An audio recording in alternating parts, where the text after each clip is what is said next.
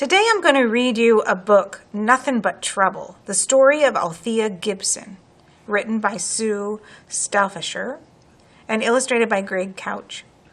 This book is a biography, a book that gives facts and information about a real person named Althea Gibson.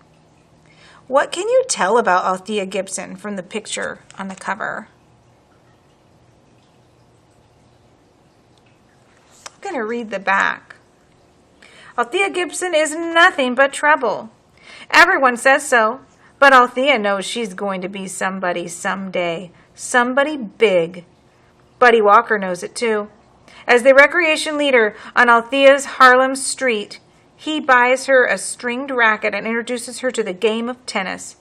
It's not easy. Althea doesn't like the polite rules of the court. She doesn't like having to act like a lady, and she does not like to lose. But she loves the game. And soon Althea is on her way to becoming a great athlete, if she can just stay out of trouble. With lively text and vibrant paintings, author Sue Stauffacher and illustrator Greg Couch offer a funny and moving tribute to the first African American ever to compete and win the Wimbledon Cup. So what do you know about Althea Gibson now? What do you think we'll learn about in her biography? Let's find out. Nothing But Trouble, the story of Althea Gibson. Tennis balls.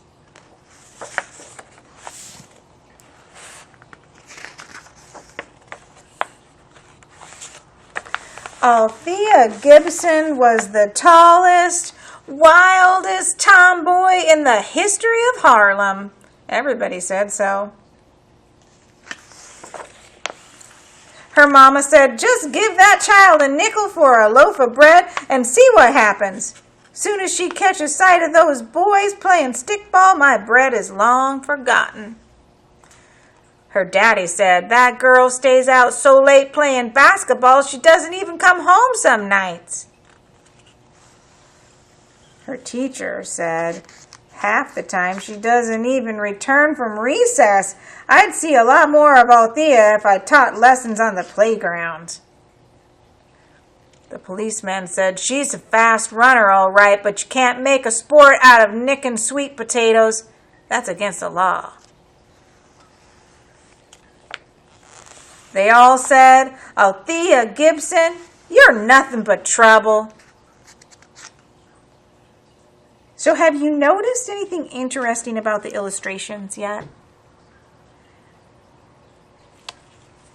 Go through them again.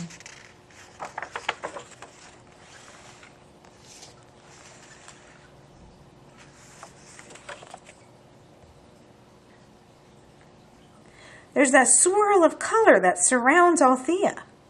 Why do you think the illustrators did that? What does it tell you about Althea?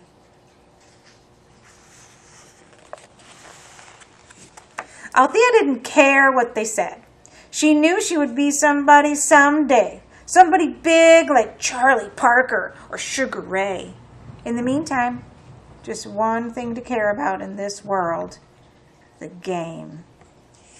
So Charlie Parker was a jazz musician and Sugar Ray Robinson was a boxer. And they were famous African American figures in the 1940s when Althea was growing up. She knew she would be famous like they were. Give her a stick, a paddle, a hoop, or a ball, and Althea Gibson was good to go. Buddy Walker was the play leader down on 143rd Street where Althea lived. At night, he was a musician in one of Harlem's society orchestras. When Buddy watched Althea play paddle tennis, he didn't see nothing but trouble, no sir, except maybe for the poor rubber ball. What he saw in Althea was pure possibility. Times were hard, but Buddy scrounged up enough money to buy Althea a stringed tennis racket at a secondhand store. Didn't look like much, next to the big wooden paddle Althea normally used for street tennis. After she practiced a little, Buddy asked a friend at the Harlem River tennis court to play a few sets with her. As Althea covered the court, Buddy forgot all about the wild tomboy who roamed the streets of Harlem. What Buddy saw was music in the way she moved. Buddy wasn't the only one. Other players stopped their game to get a look at her. Althea saw the other players watching her. It felt good. Made her feel like she was somebody. Althea, Buddy said after the game, trying to contain his excitement, "This is Juan Searle, a friend of mine. We have an idea." Juan Searle belonged to the Cosmopolitan, the ritziest tennis club in Harlem.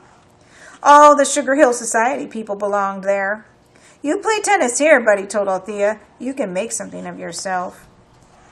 After the members of the club saw what Althea could do, Buddy and Juan convinced a few of them to pay for lessons with the club's one-armed tennis pro, Fred Johnson.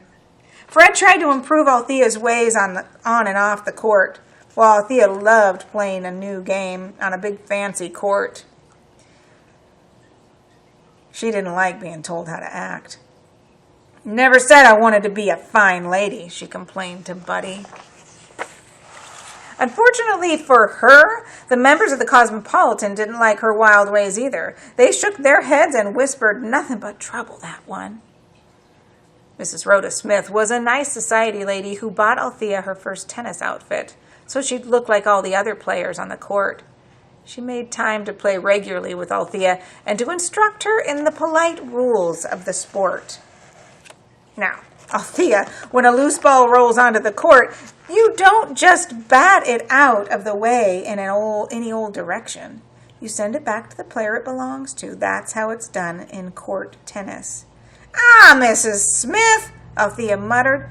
"Can't we just play tennis?"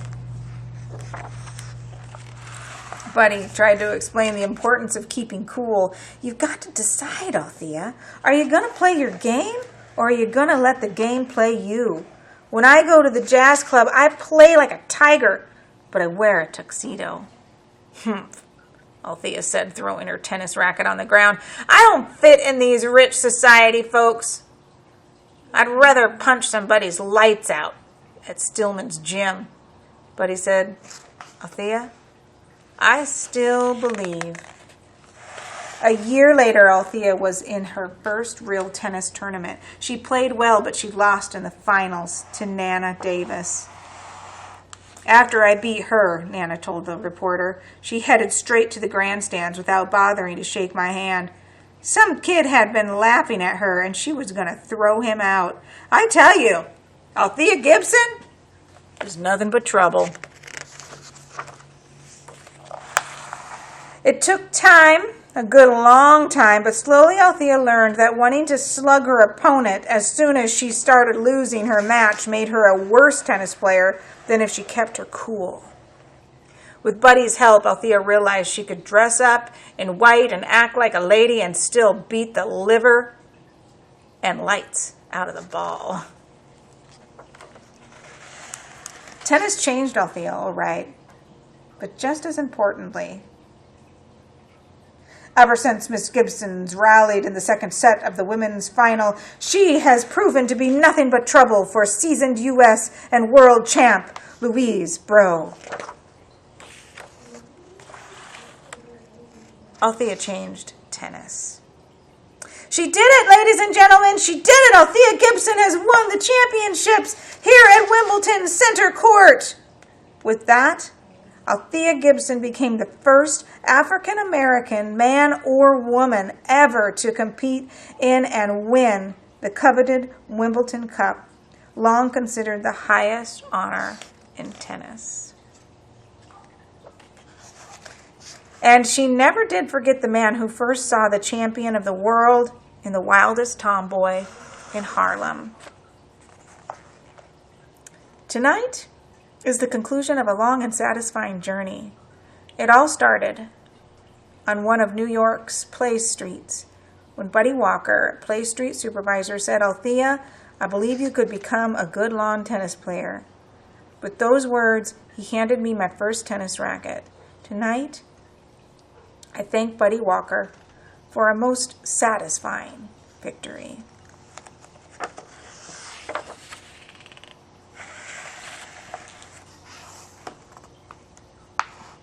Author's notes. Althea Gibson was born in 1927 into a family of sharecroppers. In 1957, she became the greatest female tennis player in the world. Althea Gibson lived the American dream, but dreams aren't achieved alone. Though this is Althea's story, it's also Buddy Walker's story when he reached out to a child who was not his own by buying her a tennis racket. Buddy set in motion all the wonderful things to come for Althea, who was always gracious about acknowledging the people who helped her turn her life around.